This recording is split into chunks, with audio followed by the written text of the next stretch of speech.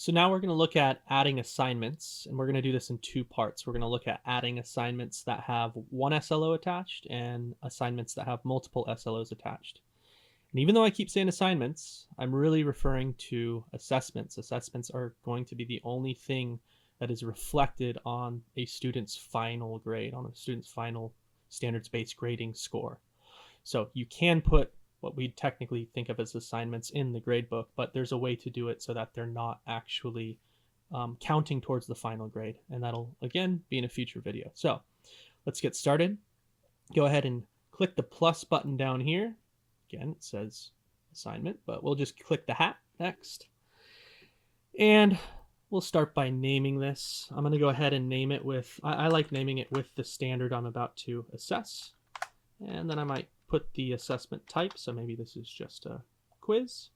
And I like to give a little bit of a description. So maybe this quiz is on basic set theory for my course. Okay. We have assignment date and due date here. You can adjust those as needed. Units you can leave blank, or you can start adding your own if you want. So this is my very first unit. So I've just went and titled this. Again, it says select or add. I said unit 1. Okay. Moving on to the next thing. Category. You should only see assessment.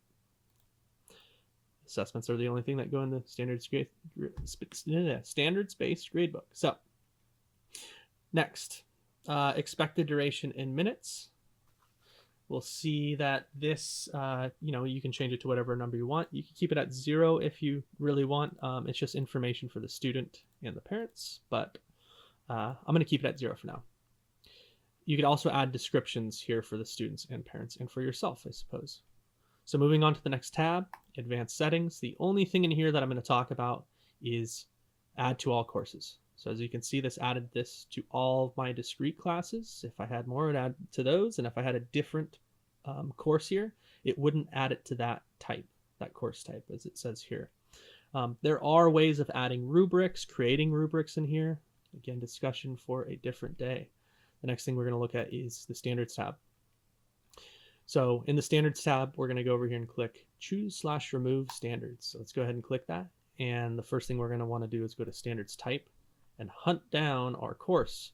You should probably scroll down to all of the things with the YUHSD prefix and look for your course there. I'm going to choose my specific course, which is right there. And then after that, stuff will probably not show up yet. You're going to want to fill in the subject and the grade level as well. I know mine was there already, but I've been messing with this a little bit. And so this was standard 1.1. I want to open up these parent standards. You don't want to click on these parent standards. You want to assess the specific SLOs, or what we call them, substandards, child standards, whatever you want to call them. So I'm going to click on 1.1 and I'm going to go ahead and click X. And then after that, 3 unsaved changes, I'm going to go ahead and click save. And now, once we exit out of this, you should see your single SLO quiz popping up. So I'm going to quickly add a few more of these, and then I will be back to discuss the 3-part SLO.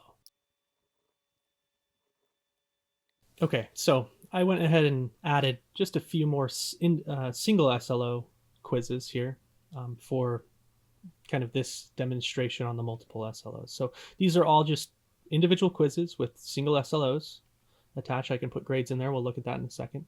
But let's look at what it looks like to add a, say, like a test that features multiple SLOs.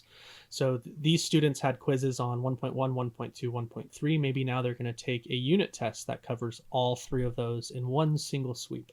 So I'm going to go ahead again, go to my add assignment button, click the hat. Let's name this. I'm going to say unit 1 test. And then maybe I'll just call it, the unit's titled set theory. Again, you can change the dates. You can adjust all of this stuff if needed, add a description if needed.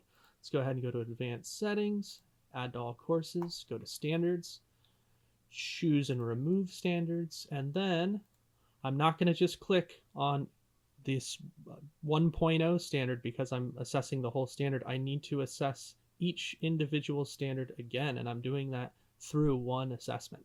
One assessment's covering 3 SLOs, 3 standards, right? And I need to address those individually so the student knows what they need to improve on specifically. So we're targeting students' strengths and weaknesses through these standards. All right, so once I have all 3 highlighted like that, I can just go ahead and click X. I see that these are my selected standards here, and I'm going to go ahead and click Save, and then Exit again. Boom. And now we'll see that this Unit 1 set theory test shows up in every single one of these kind of standard column boxes here.